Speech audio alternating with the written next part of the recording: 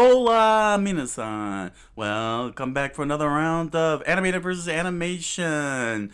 Number 11 from Alan Becker, Team Alan Becker. This is titled Victim. You'll find links to Alan Becker's channel down in the description below. Be sure to show support. This guy has a fantastic team, has a fantastic story. I have nothing more to say about this show. It's amazing. Hopefully, number 11 will give me more to say. That would be fantastic. Because I will have my 3 seasons of interest, of course. But I would like to talk more about it. But nevertheless, it's gonna be fun. And I hope you're not too perturbed with the riffing. Me throwing in voices on the characters. Giving them lines and such. It's just so fun.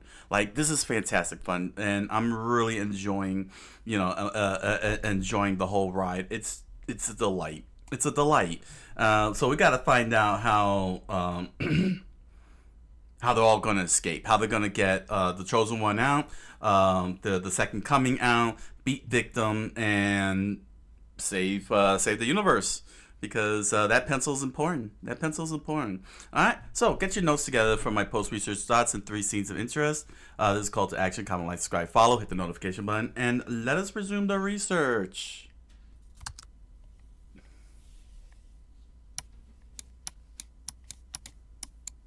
It started with a man and a stick. His name was Victim. He was trapped in a box. He saw the outside and wished to be out. He pushed and struggled, but fell to the floor and was messed around on June 3rd. In 2006, anger ensued, and he began wrecking everything.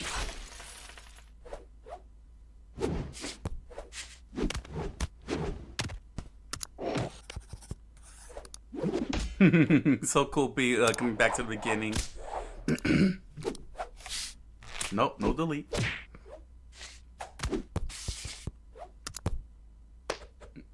Cloned.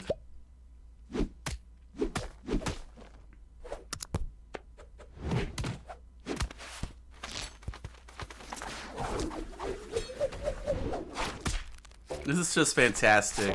That means that they had to redraw the original Anime vs. Animation.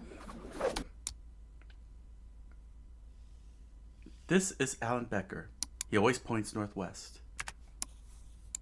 He reset everything and created another man out of a stick and renamed him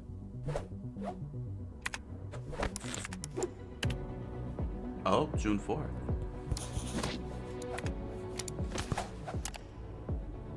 Wow. No wonder he's pissed off. Wow. They just made the Arrow bad guy. June 9th, put him underwater. So he was just experimented on. Oh, now it makes sense.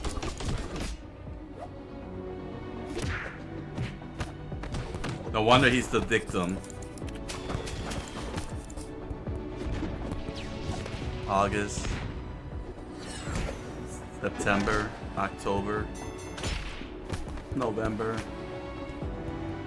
Man, Alan Becker's a dick. Just hurt the poor victim.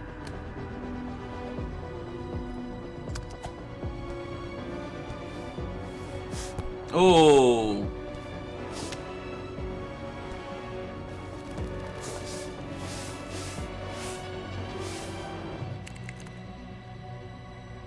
And he just respawns over and over again for a whole year.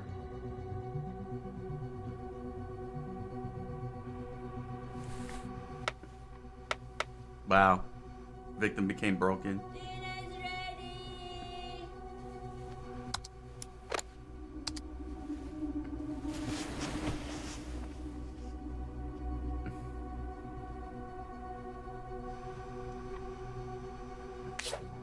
Oh?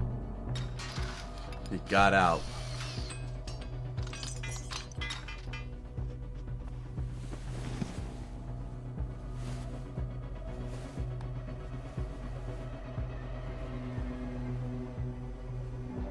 Took all his icons. Ha! Nice! He stole all the icons. And broke through. He made his way into the circuits. He created his own pocket universe. Man, this is fantastic storytelling.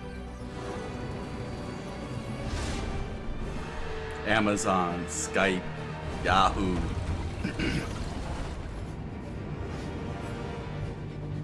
Yahoo!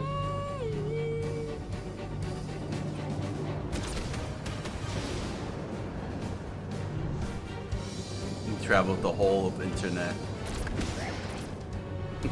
Netscape, wow, MySpace. They knocked out Tom. I'm old. Space Cadet, wow, I haven't seen that in a long time. Oh, one of his animators. Oh, he's hiding on one of Alan Becker's animators, huh? Aww. Aww.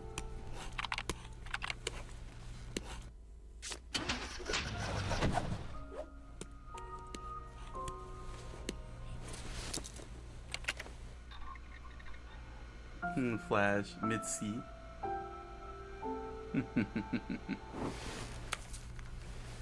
Until victim takes it all over.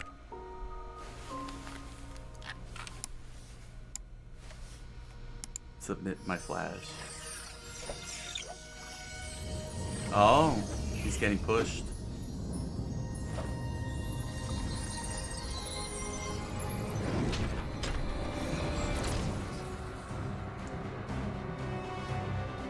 Smith family. The shepherd.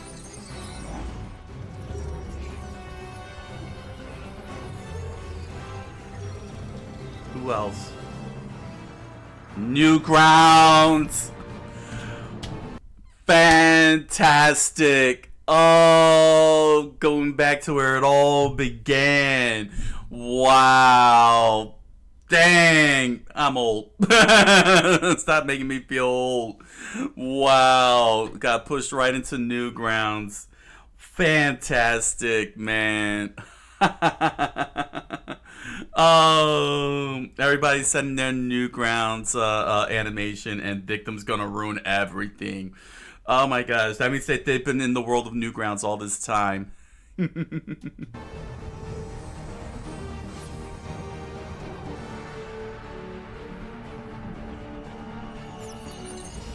Shepherd, story about a boy and a sheep.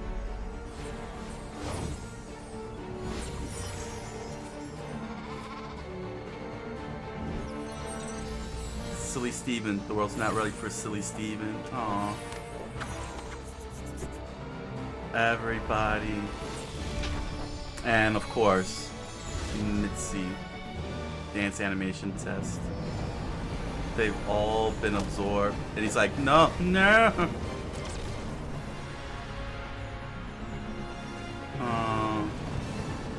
They all been copy pasted, huh? And he turned gray. Oh, he got grayed out. The birth of a universe. Freaking Big Bang. And it connects to Alice PC. That's fantastic. Oh my gosh, such imagination.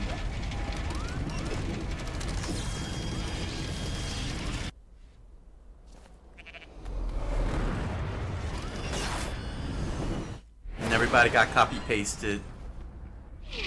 Everyone in Newgrounds.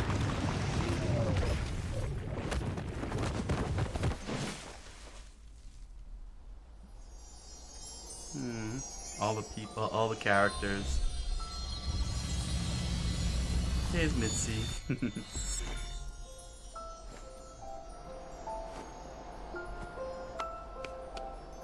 They're alive.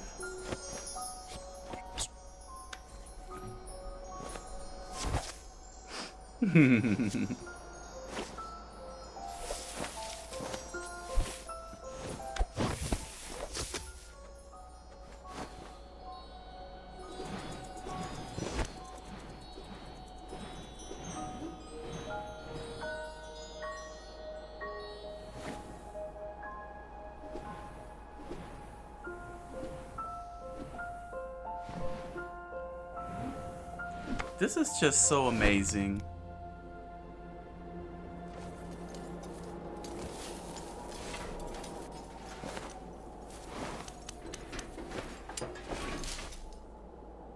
And of course, he's got all the editors, the icon editors.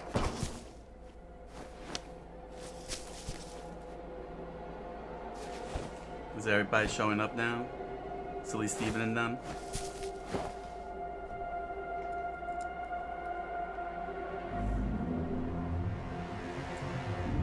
The arrow.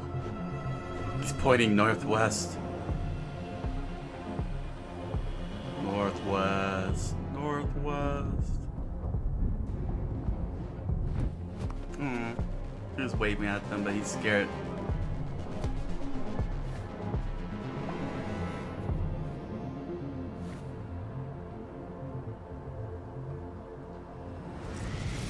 Oh, color.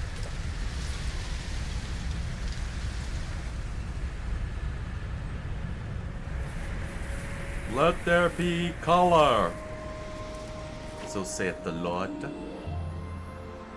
Newgrounds 1:22.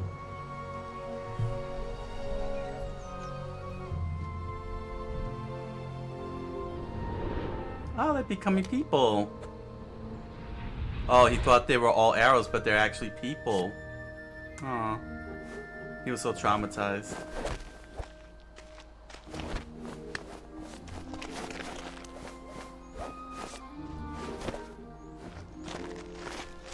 Oh.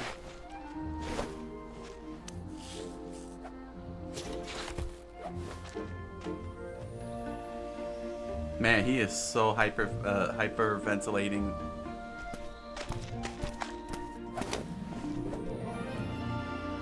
Man, so beautiful, this world. Just look at this. This is so fantastic. Man, halfway point here. I gotta say, they really went above and beyond. Alan Becker and his team really went above and beyond with this. You know, the lore added a mythos to it. You know, with Newgrounds, it created a whole nother world of Newgrounds. It's just gorgeous. You know, it's so gorgeous. It's no overdoing it. There's no overdoing the art, the whole landscape. It's not overdone. It's just you know what I mean. Kept it simple. They kept it simple. You know, they kept it simple, and the characters are really really cool to watch. And yeah, victim is a victim. You know, seeing what Alan Becker did to him. Oh man. Yeah, who's really the good guy and who's really the bad guy? I think this did a good job of you know, having a sympathetic villain. I mean, he's not. He's just trying to figure out. You know, he's just trying to stop the arrow. It's very clear that it's the arrow that's that he sees as the enemy because the arrow had done a lot of cruel things to him. So, you know, unfortunately, you know, it means that he had to do cruel things himself to the Chosen One. But, you know, he sees that the Chosen One, as well as the Second Coming, you know, are products of Alan Becker. They're on Alan Becker's side. So he sees them as the enemy because of that. Very good. Very good. Very good. You know what I'm saying? Like, this is a sympathetic villain done right. You know what I mean? A very sympathetic, because we did see him episode 1, you know, the very, very first anime versus animation, you know, getting screwed around by Alan Becker, and it came back to really bite and haunt them. Very good, you know, bringing it all back and everything. You know what I'm saying? Bringing it all back. Yeah.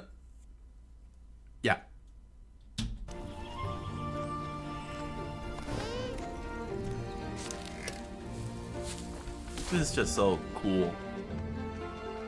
Now, how's Alan Becker and the arrow gonna screw it all up?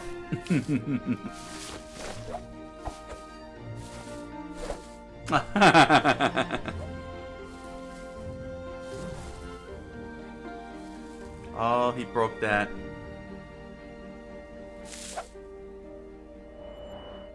Yeah, he's gotta repair it.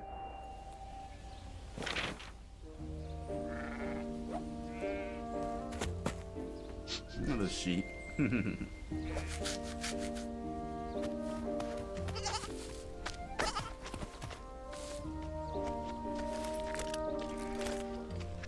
Oh yes, he's got the editors, the editor icons.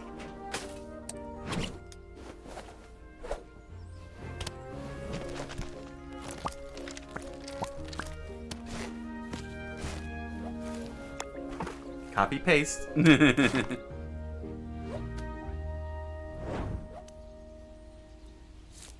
Oh my god. Amazing! Do it again! Do it again!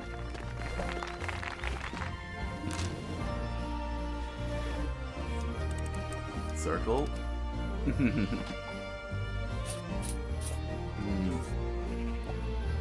Oh, the rocket. That's the rocket! The rocket icon. Now it makes sense. He came in a rocket. Well, it took them all night, but we got it done. And let's celebrate!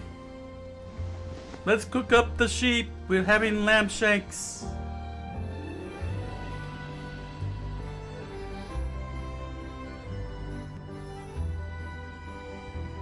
This is so good. This is fantastic.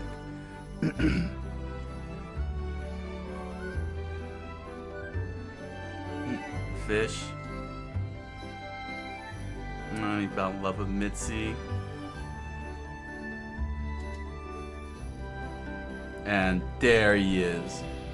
Oh, no, the trauma still gets him. Dang. He's obsessed with that arrow. He wants revenge.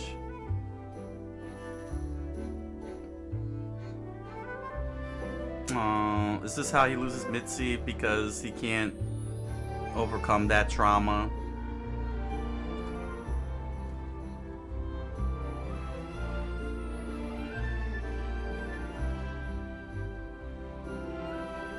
Easy repairs and fixes. Hey! He made a business.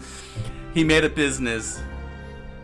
My man made a corporation. That is brilliant. He built a business and created a sprawling city out of that little farmland. Oh man, that is. Oh my gosh. He went full Sim City here. Oh, that is so cool. We get to see the origin of the city. Him and Mitzi built the whole entire city. The whole entire facility. Everyone thrived.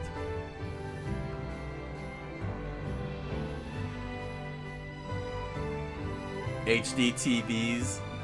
Bestseller. Rocketing to Success line. He's like the thinker. He brought law and order. But that arrow still gets to him. Oh! He ignored the arrow! He's better now. And he's no longer drawing about the arrow.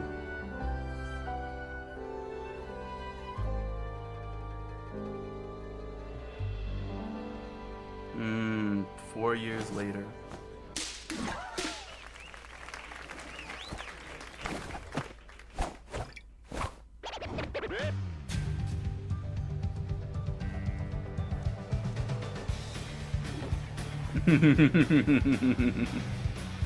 Oh, this is so lively.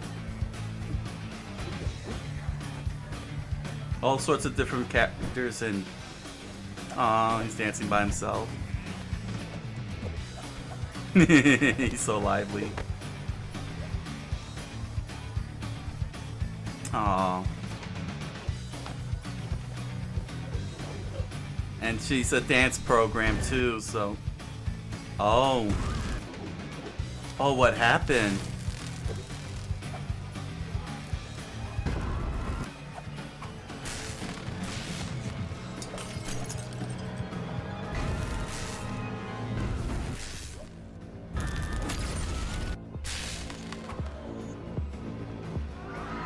Oh, this is in real time? Oh. It's not even a transition. Right, Newgrounds went down.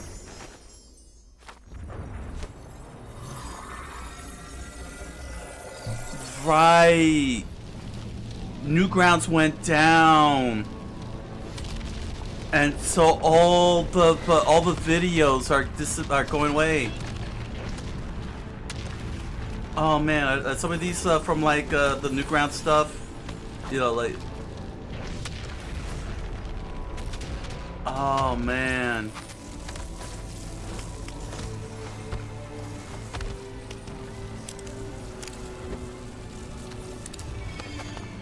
Oh, that's the agent.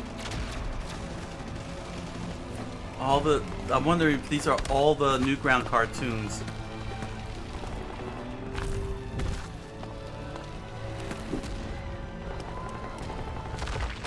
Oh my gosh, just the banana. The peanut butter jelly banana. Wow. This is such a beautiful homage, man.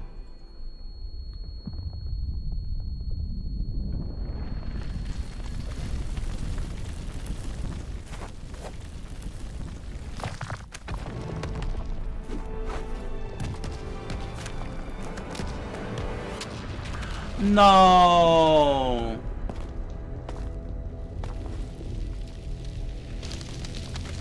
Oh, Mitzi died. Oh, the chosen one.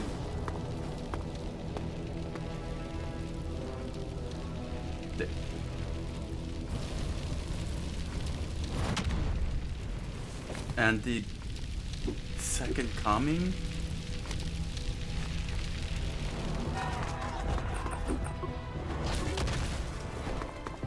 The agent.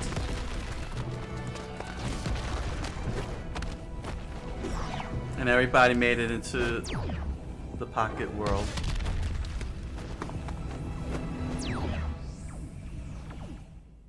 Wow.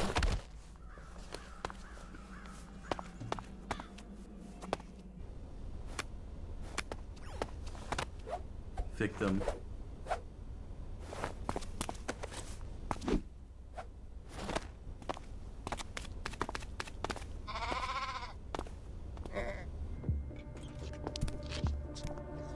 Victim is trying to figure out what happened.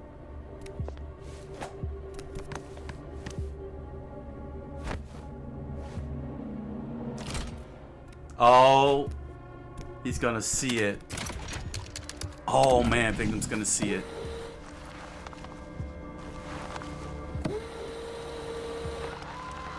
Mitzi.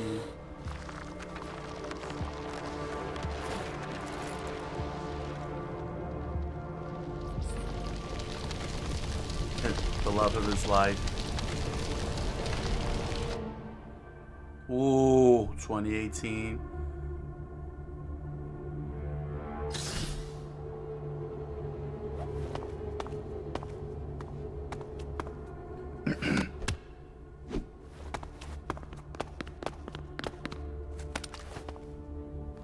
Here.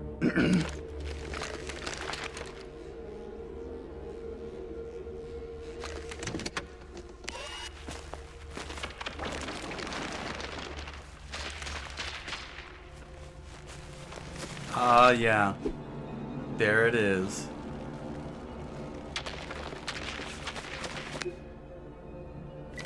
Wow. I see. Yeah. Well then. Let's get together. It would appear I have greatly underestimated the error. Sir? They are linked. Wow. This is a fantastic storytelling. This is very top of the line storytelling, and I gotta say, I am very impressed. It is so amazing, and again, no audio, not audio, no voicing, you know, and to make a sympathetic villain these days tend to be done with such haphazardness. You understand what I'm saying?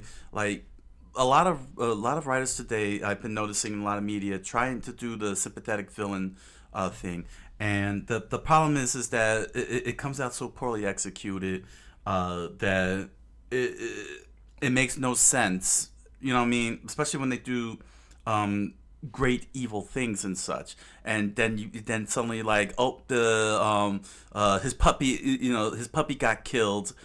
So therefore he's always been a nice guy, but the dude killed a bus full of kids for no good reason other than to laugh at the parents. So what if the dog got kicked? You know, there's too many of that going on in writing recently. And thankfully, there has been some writing where the villains stayed villainous. You know, there was what was the most recent one? There was a recent one that I saw. I'm trying to remember now. It escapes me. My Hero Academia. I just finished seeing episode 4. I'm not gonna spoil it, but All for One, All for One, was hands down, grounded into a pure outright villain. Like no sympathy. Made sure that there was nothing sympathetic about him and everything. Saying like they grounded it hard and made it very clear he has always been evil, straight to the core. No sympathy, no sympathy whatsoever. You know what I mean? And saying in terms of not doing sympathetic villains, saying keeping the villains from being sympathetic. Uh, but then you have X-Men '97, who did a very fantastic job with the sympathetic villain Magneto. Magneto is a villain, hands down.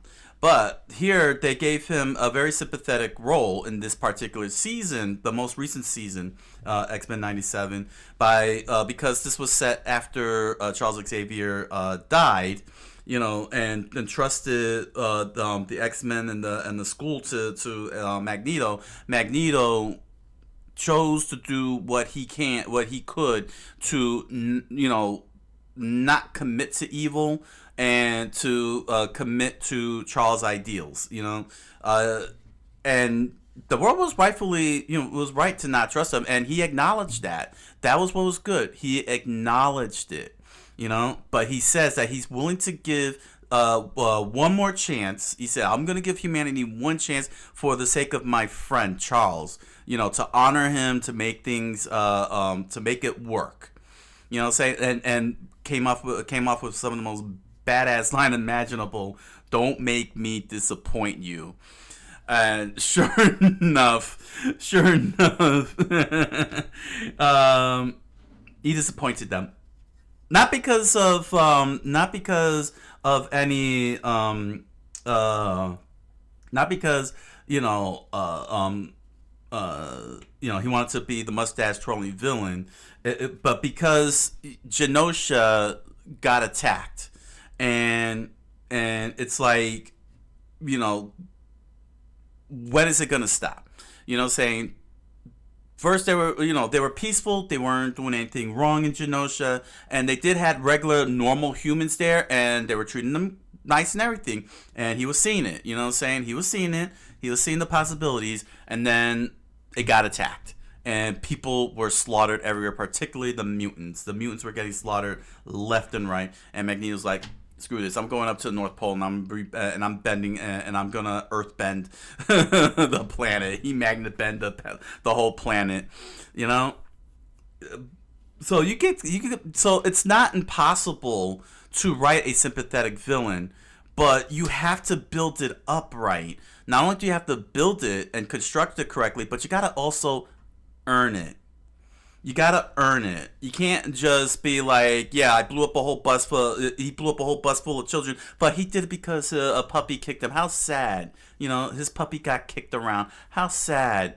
But he just wantonly killed a bunch of innocent children. There was no setup, there was no establishment, there was nothing to put us in a position where we can, understand his point of view. To understand his point of view.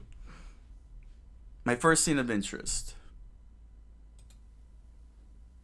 Alan Becker being an a-hole. The Arrow is torturing poor victim, and we get to see exactly what had happened to victim after the first fight, and we got to see that fight in the very beginning, the very first Animator versus Animation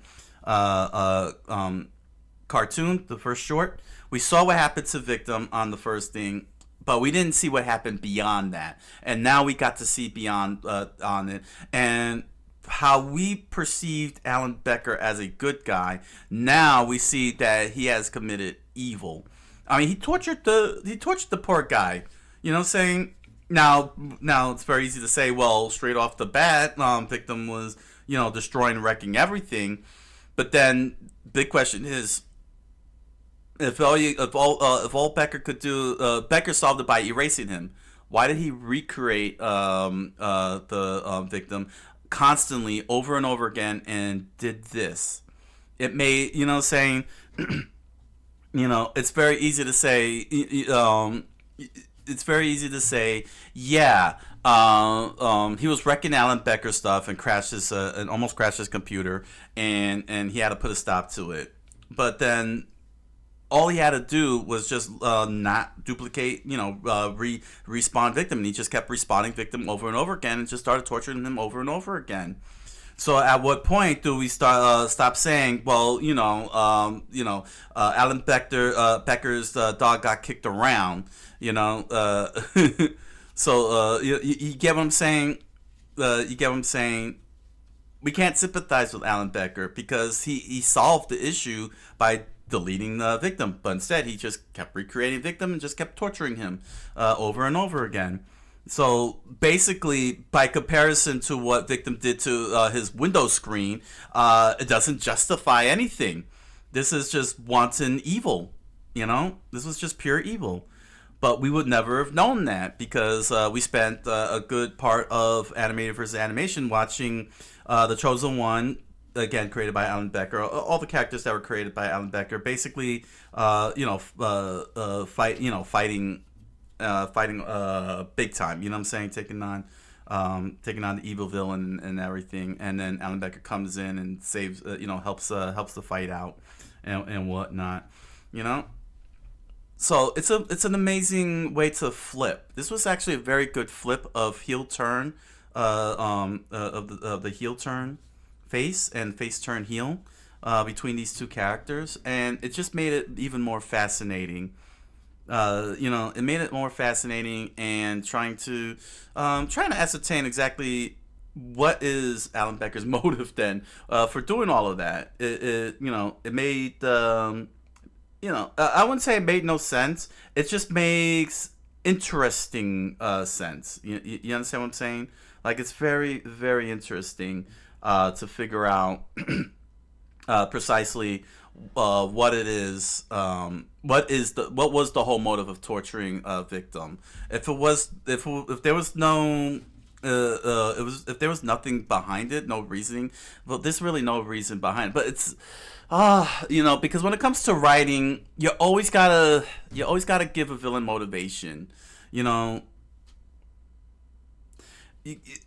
That's what I'm trying to get at. It's the what is the writer? What is the in the narrative form? What is the narrative motivation of why Alan Becker did it? That and again, it could just be for the sake of doing it and being evil, which is all fine and everything. But sometimes and again, this comes back to the issue with the sympathetic villain, because we try to find motive behind it, so we can understand why it is that heroes got to stop the villains. And that's when usually the default, the accidental sympathy situation happens when it shouldn't be. I know what I'm saying. I think I'm just tripping up here a bit. This is a very important thing to talk about in terms of narrative writing, because people like villains, who are evil, pure evil, not because the readers and the viewers are evil themselves. It's because it makes the whole story interesting, because you want to root for the hero. You know, you want to root for the hero. You want the hero to succeed, but the hero cannot be the hero they are if the villain sucks. Either sucks or becomes sympathetic, in which then we look at the hero and we're like, what the hell? Well, you know, and we don't want to do that. We don't want to do that. We don't want to look at the hero in a negative light as one who is hurting the villain through malice. We want the villain to get hurt through justice. You know, through justice. You know, or revenge. You know, like Kill Bill. You know what I'm saying? Like in the case of Kill Bill. But the point is that you want to be very, very careful. You know, with your villain, that you don't turn them sympathetic when you try to show through narrative what their motive is for doing what they're doing. You know, because they always have a motive. You know, I wouldn't say reason, because they never have a reason for being evil. Evil has no reason for being evil. Evil is cruel and dastardly and such. But but when it comes to writing narrative, you have to explain the evil. You got to show the evil. People got to understand why the evil exists and why the characters that we follow are the ones that's got to stop it. You know, and we got to make sure that that it's very clear and structured and established as soon as possible. You know who this villain is. You know. This I'll give a good example. Another good example of establishing a villain and why he's got to be taken down. Enter the Dragon. Bruce Lee. Han. Han is straight up evil. He kidnaps women, traffics them, enslaves them. He does drugs, and he uses the women to drug them up and such. He also kidnaps men.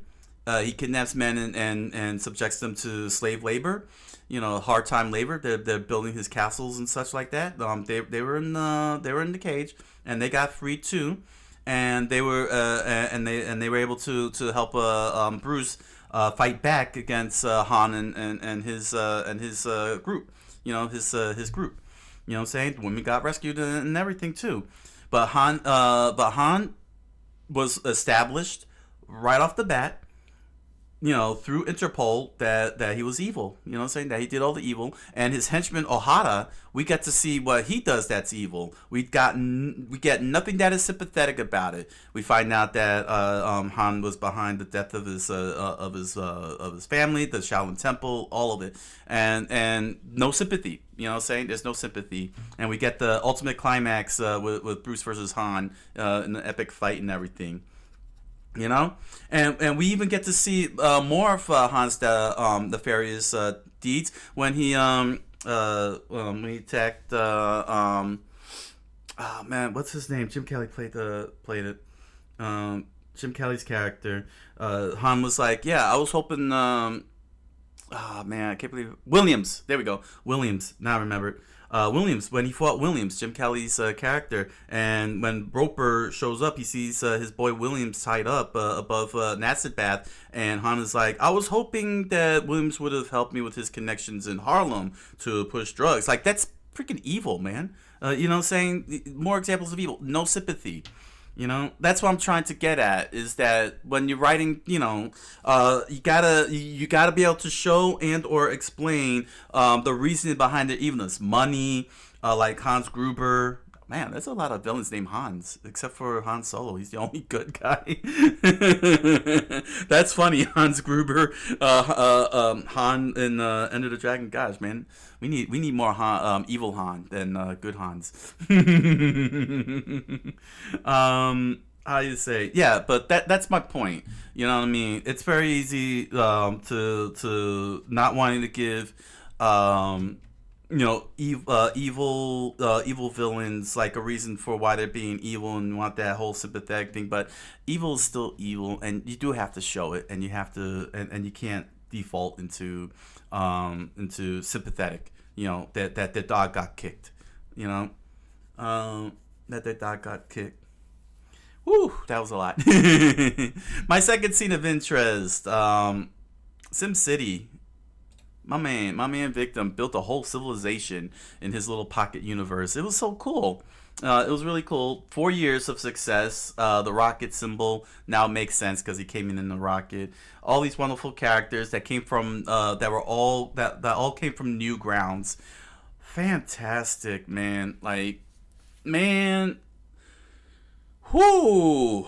I gotta say, world building is one of the most fantastic things you could ever do in writing. And seeing Alan Becker and his team actually world build, do this world building, and made everything so joyful and wonderful and hardworking too, because it took them 4 years to get to this point.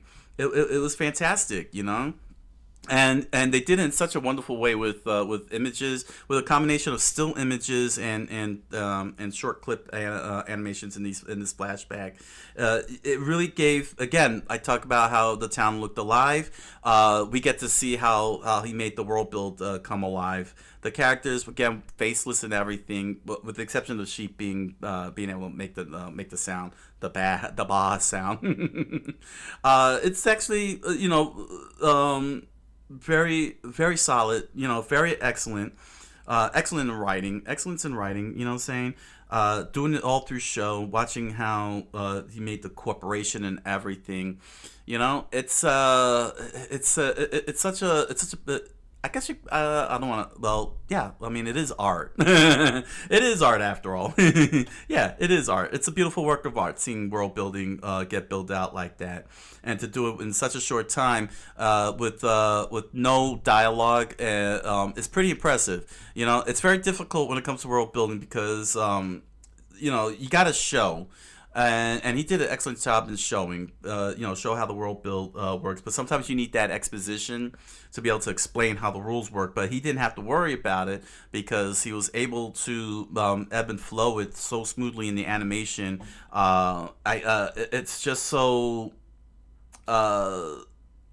impressive, so to speak, because that's not easy. It's not easy to because usually when it comes to world building, sometimes you get caught up in an exposition, saying like an exposition talk, and so on, and how you say, it's very easy to fall into that trap.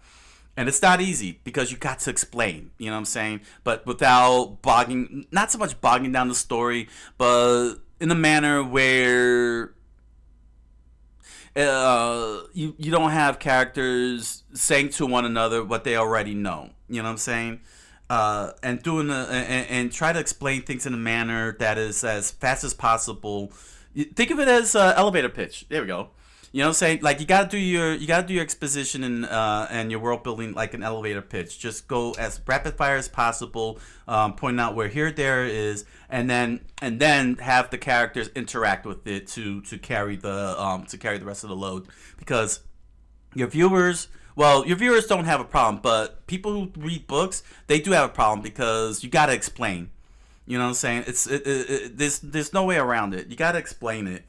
You got to be able to. You got to explain it, but you got to finesse it in a sense. You got to finesse it so that way it'll flow through, get to the point, get people to the next scene, and let the characters interact with what you build. It's not easy. World building is not easy at all, and you gotta. Well, it's not easy. Just be smart about it. Saying because nobody's against exposition or anything. They're just against bad exposition, bad execution of exposition. Because it's not bad. Exposition is not bad. It's only bad if you execute it bad. So be very careful. Be very careful. Speaking of being very careful, I wish Newgrounds had been very careful because it was a very remarkable place. I rarely go to Newgrounds. My third scene of interest. The destruction and end of Newgrounds. That I can't imagine the metaphor behind this. Like I said, I probably saw maybe a couple of videos on Newgrounds, but I knew Newgrounds and I knew that what they were all about and everything. Peanut butter jelly. Peanut butter jelly with a baseball bat. I saw that on Newgrounds too. That's why I recognized the banana. I recognized the banana. But yeah, when Newgrounds went down. Yeah, people were devastated. You know what I'm saying? A lot of people were devastated and everything. And what a What a I wouldn't say homage. A homage would be one done with endearment. What a scathing indictment. I would say it's a scathing indictment on Becker and his team's part to show how what it was basically show what it was like, what it felt. You know, sometimes art carries with it feelings, and it's I can see pretty clearly. Alan Becker was not very happy that Newgrounds, got annihilated. Nobody was happy with that, quite honestly. And if this is sometimes uh,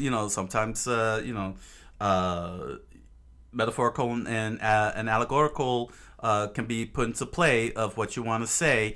If this is a critique on the part of Alan Becker and his team on how Newgrounds treated all those animators after all those years of posting up by pointing out that they were just destroying everything, that Newgrounds was destroying everything without a care in the world,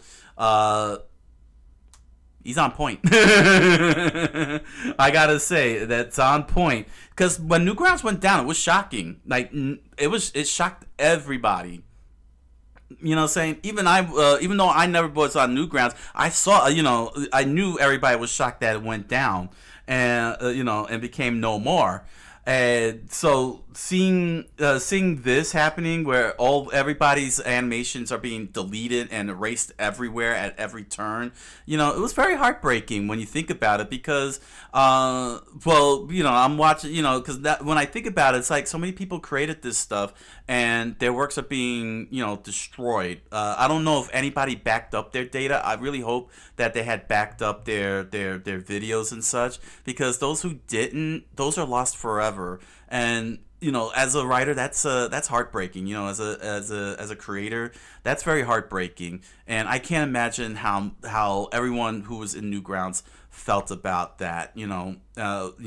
I cannot fathom, what I'm saying, for all the hard work they've done, for all the views they brought in, the recognitions that they were being given, especially since Alan Becker came from Newgrounds too. He started off in Newgrounds. You know what I mean? It's and look at it, it says everyone. Newgrounds for everyone, but apparently it wasn't for everyone anymore.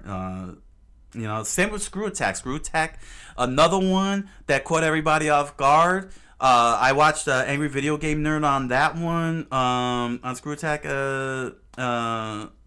Video Games Awesome was on there. I think, Video Games Awesome was on it. That just collapsed, man. They just shut it down out of nowhere, and it's crazy. It's crazy. You know what I mean? This isn't nostalgia. This is a critique. You know what I'm saying? Like this is a critique. This is critique. You know. Finances, whatever it is that caused them to cause all these sites to collapse. I don't know. You know what I mean? But what I do know is that if people did not, preserve their work, backed it up and such like that, it's gone forever. And that's the heartbreaking. And I hope that didn't happen to everybody. I hope it didn't happen to everybody, and that they were able to, save their hard work and everything, because this is not easy. Creating things is not easy, and the internet should not be taking any of our creations. Whether from me to Alan Becker to Angry Video Game Nerd, memers out there. The people who meme and make make meme comics and such. People put up the art. Sharing their art, all this stuff, that we're all putting on the internet that's creating. I'm hoping that the people are not taking us for granted, because we're adding something unique to humanity. We're adding something unique to humanity. We don't have to. We never had to, but we chose to because we loved it. We love it. We want to put smiles on people's faces. We want people to go like this. I see. I understand what you're saying. whether on one side it's just to have wanton fun and just smile and laugh, or on the other side, having philosophical and political thought. You know what I'm saying? There's two sides to this, and all the creators out here, all of us creators out here are leaning in one, whether we lean in one direction or the other, we're trying to contribute something to humanity, you know, through our work of art. You know what I'm saying? Gerasimov, say what you will. Scream that is that's all brain rot, you know what I'm saying? And go, hurt the dirt, they're so stupid, head in the toilet.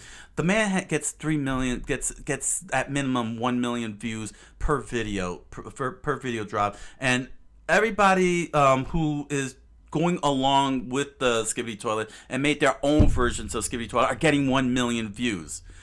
That is not something to scoff at. That's amazing. It's amazing. And equally amazing are those small YouTube channels and small Twitch channels and small Kick channels. These small channels where they get 5 views a day. You'll sit there and scoff and say, "Oh, 5, you suck," and everything. But those 5 people are being enriched, whether you like it or not. Tough, they're contributing at least a little something to society. Don't need Mr. Beast numbers, to put a smile on people's faces, and or have people think something that they never thought before, and it is my hope that everybody on the internet is not taking us for granted. Because heaven forbid, you know what I'm saying? Heaven forbid some moron in some random country, whether it's the United States or Eritrea, comes in and destroys the internet and lights out for all of us. Because, like I said, not everything gets saved. Not everybody saves their data. Not everybody saves their thoughts and such. And that gone, that's it. Everything is gone. And if you don't back up, and if we don't have backups, that's a lot of lost art and such. It's easy to say, "Oh, the internet is here to stay forever." It takes one idiot. It takes one idiot. Let me put it like this: history has shown that usually it'll take one idiot to wreck everything. You don't believe me? Just look at Felipe in Austria-Hungary. By one luck of the chance, Archduke Ferdinand showed up. And he took the shot. One guy. And before you knew it, World War I. Yeah, one guy. It takes one guy to wreck everything. So, that's what I'm trying to say. I'm hoping that the whole world and everybody who goes through the whole world that is capable of going to the internet don't take the internet and all of us creators for granted. Because you don't know, saying you'll never know what you had until it's gone, and it only takes one idiot in the world to ruin everything. It always does. History has proven it time and time again.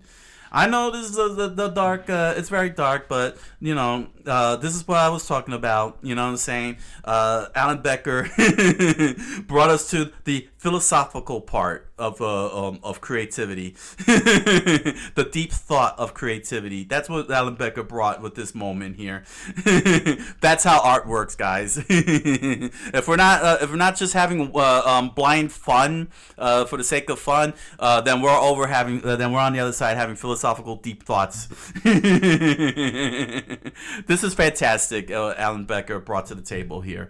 Very fantastic. And yeah, I know I didn't watch all of Newgrounds videos, but I do want to give a shout out to all those animators at Newgrounds, because they really enriched the internet during Newgrounds' existence. And yeah, thank y'all for creating such wonderful works and entertaining so many people, so many humans in the world.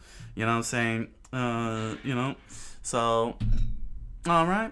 Head on over to Amazon.com and BarnesandNoble.com and grab yourself a copy of The Impossible Man. You'll find links to the book down in the description below. It's a strange fantasy novel written by me. Links in the description down below, along with links to other merchandise, pins, stickers, t-shirts, music. Enjoy the products. Thank you for the patronage. And if you're interested, you could join me on my live multi-stream on Twitch and Kick every Monday through Thursday, 10 o'clock p.m. Eastern Standard Time, where I do lore research, Japanese cultural studies, gaming, and more. I look forward to hanging out with you. So until the next round of animated versus animation research, thank you all for joining me and wish you all a good night. Abundance noches and oyasumi nasai.